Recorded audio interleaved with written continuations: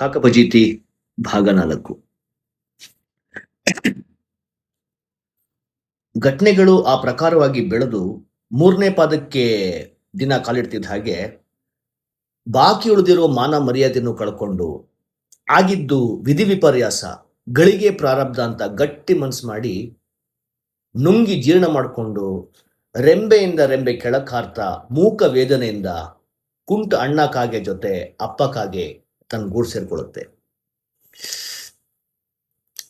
ಮೇಲಿನ ಸಮಾಜದ ಗುಸುಗುಸು ಕೆಳಗಿನ ಸಮಾಜದ ಮನೆ ಮಾತಾಗಿ ರಾತ್ರಿ ನಡೆದಂತ ಘಟನೆ ತುಣುಕು ಅಪ್ಪ ಕಾಗೆ ಅಮ್ಮ ಕಾಗೆ ಕಿವಿಗೂ ಬಿದ್ದಿತ್ತು. ರಾತ್ರಿಯ ದಟ್ಟಣೆ ಮಧ್ಯೆ ಬೆಳಕಿನ ತೀವ್ರತೆಯಿಂದ ತಮ್ಮ ಮರಿ ಕಾಗೆಗೆ ತಲೆ ಕೆಟ್ಟು ಮತಿಭ್ರಮಣೆ ಆಗಿ ತಾನು ಕಾಗೆ ಅನ್ನೋ ಸಂಗತಿನೂ ಮರ್ತು ಮಾಡೋಕ್ಕಾಗದಿರೋದನ್ನ ಮಾಡಕ್ಕೆ ಹೋಗಿ ಕತ್ತು ಮುರ್ಕೊಂಡು ನೆಗೆದು ಬಿದ್ದು ನೆಲಕ್ಕಚ್ಚಿ ಸತ್ತೇ ಹೋಯ್ತು. ನಡೆದಂತ ಘಟನೆ ಎಷ್ಟೇ ಹಾಸ್ಯಾಸ್ಪದ ಅಪ್ರಬುದ್ಧ ಅನ್ಸಿದ್ರು ಆ ಕಾಕ ಕುಟುಂಬಕ್ಕೆ ಅದು ಜೀರ್ಣ ಆಗ್ಲೇ ಇಲ್ಲ.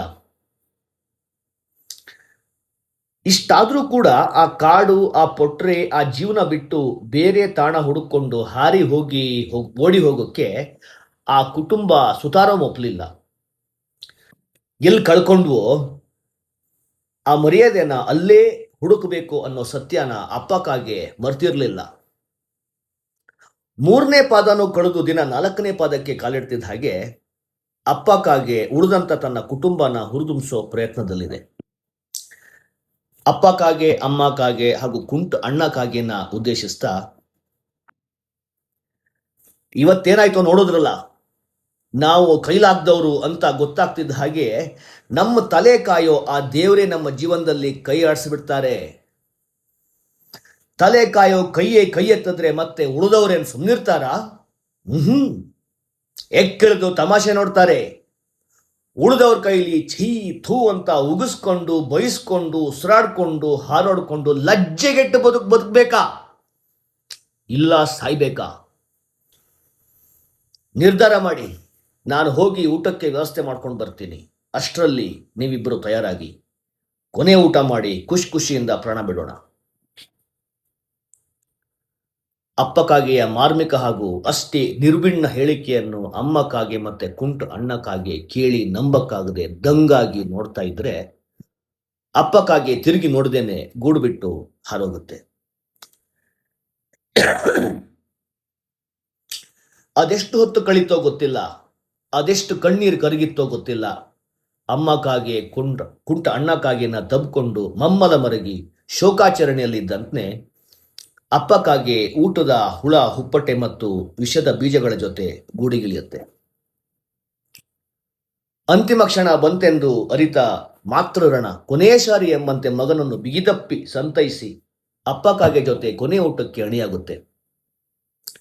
ಹುಳ ಹುಪ್ಪಟೆಗಳ ಕೊನೆ ಸುತ್ತಿನ ತುತ್ತಿನ ಊಟ ಮುಗಿತಿದ್ದ ಹಾಗೆ ಅಮ್ಮ ಕಾಗೆ ದೃಢ ನಿರ್ಧಾರಕ್ಕೆ ಬಂದು, ನನ್ನ ಕಣ್ಣಾರೆ ನೀವಿಬ್ರು ಸಾಯೋದನ್ನ ನನಗೆ ನೋಡೋಕ್ಕಾಗಲ್ಲ. ಹಾಗೊಂದ್ ವೇಳೆ ನಾವಿಬ್ರು ಮೊದಲು ಪ್ರಾಣ ಬಿಟ್ರೆ ಉಳಿದಿರೋ ನಮ್ಮ ಒಬ್ಬನೇ ಒಬ್ಬ ಮಗ ಅನಾಥ ಆಗಿ ಮತ್ತೆ ಬೀದಿ ಶವ ಆಗ್ತಾನೆ.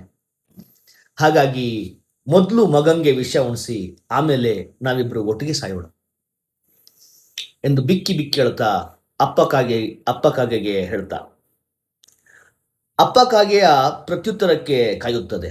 ಅಪ್ಪ ಕಾಗೆ ತದೇಕ ಚಿತ್ತದಿಂದ ಗೂಡೊಳಗಿನ ಆಗು ಹೋಗುಗಳನ್ನು ಕಣ್ಣಳತೆಗೂ ಮೀರಿದಂತೆ ಚಾಚು ತಪ್ಪದೆ ನೋಡುತ್ತಿದ್ದರೆ ಅಮ್ಮ ಕಾಗೆಗೆ ಇದು ಮೌನಂ ಸಮ್ಮತಿ ಲಕ್ಷಣಂ ಅಂತನ್ಸಿ ವಿಷದ ಬೀಜವನ್ನು ಕೊಕ್ಕಲ್ಲಿ ಎತ್ಕೊಂಡು ಕುಂಟ್ ಅಣ್ಣ ಕಾಗೆಗೆ ತಿನ್ಸೋಕೆ ಹೋಗುತ್ತೆ. ಕ್ಷಣ ಮಾತ್ರದಲ್ಲಿ ಬದಲಾದ ಅತಿರೇಕದ ಭಾವ. ಅಪ್ಪ ಕಾಗೆ ರೌದ್ರಾವತಾರಕ್ಕೆ ಇಳಿದು ಛಂಗನೆ ನೆಗೆದು ಅಮ್ಮ ಕಾಗೆಗೆ ಜೋರಾಗಿ ಮತ್ತಷ್ಟೇ ತೀವ್ರವಾಗಿ ತನ್ನ ಕಾಲಿಂದ ತಿವಿಯುತ್ತೆ. ಅಮ್ಮ ಕಾಗೆ ಚಿಟ್ಟನೆ ಚೀರಿ ನೋವಿಂದ ನೆಲಕ್ಕೆ ಬಿದ್ದರೆ ಅಪ್ಪ ಕಾಗೆ ಸಿಟ್ಟಿಂದ ನಡು ಗುಡುಗುತ್ತಾ ಅಮ್ಮ ಕಾಗೆ ಕತ್ತು ಮೇಲೆ ಕಾಲಿಟ್ಟು ಕೊಕ್ಕು ಮಸೀತ, ಅಷ್ಟು ಬೇಗ ಮರ್ತ್ಬಿಟ್ಯಾ ನಾವೆಲ್ಲಿಂದ ಬಂದು ಅಂತ? ಅಷ್ಟು ಬೇಗ ಮರ್ತ್ಬಿಟ್ಯಾ ನಾವು ಯಾರಿಂದೋ ಇಲ್ಲಿದ್ವು ಅಂತ? ಅವಿವೇಕಿ ಕಾಗೆ, ನಿನ್ನ ಅಜ್ಞಾನಕ್ಕೆ ಒಂದಿಡೀ ಸಂಸಾರನ ಬಲಿ ಎತ್ತೋಕೆ ಹೊರಟಿದೆಯಲ್ಲ, ನಾಚಿಕೆ ಆಗಲ್ವ ನಿನಗೆ? ನೀನು ಒಂದು ತಾಯಿನ, ನಿಂದು ಒಂದು ಜನ್ಮನ. ತನ್ನ ಗಂಡ ಕಣ್ಣಲ್ಲಿ ಕಣ್ಣಿಟ್ಟು ಸಿಟ್ಟಿಂದ ಹೇಳಿದಂಥ ಮಾತು ಪಾಪ ಆ ಹೆಣ್ಣು ಕಾಗೆಗೆ ಅರ್ಥವಾಗದೇನಿರಲಿಲ್ಲ. ನೋವು, ದುಃಖ, ಪ್ರಾಯಶ್ಚಿತ್ತ, ಪಶ್ಚಾತ್ತಾಪ ಹೀಗೆ ಹಲವಾರು ಭಾವದ ಜೊತೆ ಅಮ್ಮ ಕಾಗೆ ಮಲಗಿದ್ದಂತೆ ತಿರುಗಿ ಅಪ್ಪ ಕಾಗೆ ಕಾಲಿಗೆ ಬಿದ್ದು, ಅಯ್ಯೋ ದೇವರೇ, ಕ್ಷಮೆ ಇರಲಿ, ಗೊತ್ತಾಗ್ಲಿಲ್ಲ, ಮಗನ ಕಳ್ಕೊಂಡ ದುಃಖದಲ್ಲಿ ಇಷ್ಟೆಲ್ಲ ಆಗೋಯ್ತು. ನಿಮ್ಮ ದಮ್ಮಯ್ಯ ಇದೊಂದ್ಸಲ ನನ್ನನ್ನು ಕ್ಷಮಿಸಿ, ಇನ್ಯಾವತ್ತೂ ಈ ಥರ ತಪ್ಪು ಮಾಡಲ್ಲ. ನಾನು ಗಟ್ಟಿ ಆಗ್ತೀನಿ, ಈ ಸಂಸಾರನ ಗಟ್ಟಿ ಮಾಡ್ತೀನಿ, ಅದಕ್ಕೆ ಏನೆಲ್ಲ ಮಾಡಬೇಕು, ಏನೆಲ್ಲ ಆಗಬೇಕು ಎಲ್ಲದಕ್ಕೂ ಅಕ್ಷರಶಃ ನಿಮ್ಮ ಜೊತೆಗಿರ್ತೀನಿ. ಇದು ಆ ನಮ್ಮ ತಂದೆ ಕಾಕಭೂಷುಂಡಿ ಅವರ ಮೇಲೆ ಆಣೆ. ಅಕ್ಷರಶಃ ಅಪ್ಪ ಕಾಗೆಗೆ ಇದೇ ಬೇಕಿತ್ತೇನೋ. ಸೋತ ಭಾವಕ್ಕೆ ಸಾಹಸದ ಪ್ರಮೇಯ ಪ್ರತ್ಯಕ್ಷಕ್ಕೆ ಸ್ವಲ್ಪ ಕಷ್ಟನೇ. ಆ ಕರುಣಾರಸದ ಮೇಲೆ ವೀರರಸ ಬಿದ್ದರೇನೆ ಮನಸ್ಸು ಸಾಹಸದ ಕಾದಾಟ, ಹೋರಾಟಕ್ಕೆ ಅಣಿಯಾಗೋಕ್ಕೆ ಸಾಧ್ಯ. ಅಪ್ಪ ಕಾಗೆ ಏನು ತಪ್ಪು ಮಾಡಿರಲಿಲ್ಲ. ಯಾಕಂತಂದ್ರೆ ಅಷ್ಟರಲ್ಲಾಗಲೇ ಆ ಸಂಸಾರದ ಇಚ್ಛೆ ಸ್ಪಷ್ಟವಾಗಿತ್ತು, ಖಾತ್ರಿಯಾಗಿತ್ತು. ಸೇಡು. ರಣಾಂಗಣಕ್ಕೆ ರಂಗ ಪ್ರವೇಶ ಒಂದೇ ಬಾಕಿ ಉಳಿದಿತ್ತು. ಪಂಚಾಯಿತಿ ಕಟ್ಟೆ ಸುತ್ತ ನ್ಯಾಯ ಮಾಡೋಕ್ಕೆ ನೆರೆದಂಥ ಕಾಕ ಸಮೂಹವನ್ನು ಉದ್ದೇಶಿಸುತ್ತಾ ಮಧ್ಯಸ್ಥಿಕೆ ವಹಿಸಿದ್ದ ವಯಸ್ಸಾದ ಮುದಿಕಾಗೆ ಮುಂದುವರಿಸ್ತಾ, ಕಳ್ಕೊಳ್ಳೋದಿಕ್ಕೆ ನಿಮ್ಗೇನೂ ಬಾಕಿ ಉಳಿದಿಲ್ಲ. ಮೇಲಾಗಿ ಪ್ರತೀಕಾರನೇ ಇಡೀ ಕುಟುಂಬದ ಕೊರಳಾದ್ಮೇಲೆ ನಾವ್ಯಾರು ತಡೆಯೋದಕ್ಕೆ? ಮುಂದಾಗೋದಕ್ಕೆ ನಮ್ಮನ್ನ ಕಾಯೋ ತಂದೆ ಕಾಕಭೂಷುಂಡಿನೇ ಜವಾಬ್ದಾರಿ ವಹಿಸಿ ನಿಮ್ಮನ್ನ ಅನುಗ್ರಹಿಸಲಿ. ಸರಿ, ಎಲ್ರೂ ರಕ್ತ ಪ್ರತಿಜ್ಞೆಗೆ ತಯಾರಾಗಿ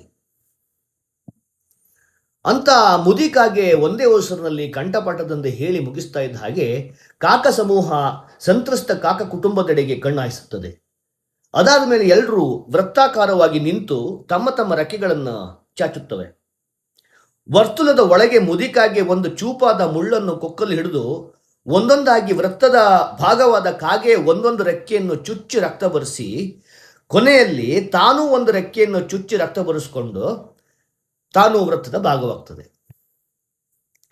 ರಕ್ತ ಸುರಿಯುತ್ತಿದ್ದ ಒಂದು ರೆಕ್ಕೆಯನ್ನು ಇನ್ನೊಂದು ಕಾಗೆಯ ರೆಕ್ಕೆಗೆ ತಾಕಿಸಿ ಆ ಪ್ರಕಾರವಾಗಿ ರಕ್ತ ಪ್ರತಿಜ್ಞೆ ಈಡೇರುತ್ತಿದ್ದಂತೆ ಮುದಿಕಾಗೆ ಅಪ್ಪ ಅಮ್ಮ ಕಾಗೆಯನ್ನು ಉದ್ದೇಶಿಸುತ್ತಾ, ಇಲ್ಲಿಂದ ದಕ್ಷಿಣದ ಕಡೆ ಹಾರ್ತಾ ಹೋದ್ರೆ ಸ್ವಲ್ಪ ದೂರದಲ್ಲೇ ಮನುಷ್ಯರ ಬೀಡೊಂದಿದೆ. ಅಲ್ಲಿ ಒಂದು ಮನೆಯಲ್ಲಿ ಇತ್ತೀಚೆಗಷ್ಟೇ ಒಂದು ಹಿರಿಜೀವ ಇಹಲೋಕ ತ್ಯಜಿಸಿದೆ. ಇನ್ನೇನು ಸ್ವಲ್ಪ ಕಾಲಕ್ಕೇನೆ ಆ ಮನೆಗೆ ವರ್ಷಾಂತಿಕಕ್ಕೆ ಹತ್ರ ಆಗುತ್ತೆ. ಆ ಮನೆಗೆ ಹೋಗು, ಅಲ್ಲೊಬ್ಬ ಇರ್ತಾನೆ, ಅವನ ತಲೆ ಮೇಲೆ 7.5 ವರ್ಷದ ಶನಿ ತೂಗ್ತಾ ಇದ್ದಾನೆ. ಅವನಿಗೆ ಹೋಗಿ ಕಾಟ ಕೊಡು. 1-2 ಸಲ ಅವನಿಗೆ ಗೊತ್ತಾಗಲ್ಲ, 3ನೇ ಸಲ ಆಸಾಮಿಗೆ ಗೊತ್ತಾಗುತ್ತೆ. ಅದಾದ್ಮೇಲೆ ಏನು ಮಾಡಬೇಕು ಅಂತ ನಿನಗೆ ಗೊತ್ತಿದೆ. ಈ ಸಮೂಹ ನಿಮ್ಮನ್ನ ಹರಿಸುತ್ತೆ. ನಿಮಗೆಲ್ಲ ಕೂಡು ಬರಲಿ, ಒಳ್ಳೇದಾಗ್ಲಿ, ಹೊರಡಿ. ಅಪ್ಪ ಕಾಗೆ ಹಾಗೂ ಕುಂಟ ಅಣ್ಣ ಕಾಗೆ ಕಾಕ ಸಮೂಹಕ್ಕೆ ನಮಿಸುತ್ತಾ ತಮ್ಮ ಮುಂದಿನ ಕಾಕಯಾನಕ್ಕೆ ಅಣಿಯಾಗುತ್ತಾರೆ.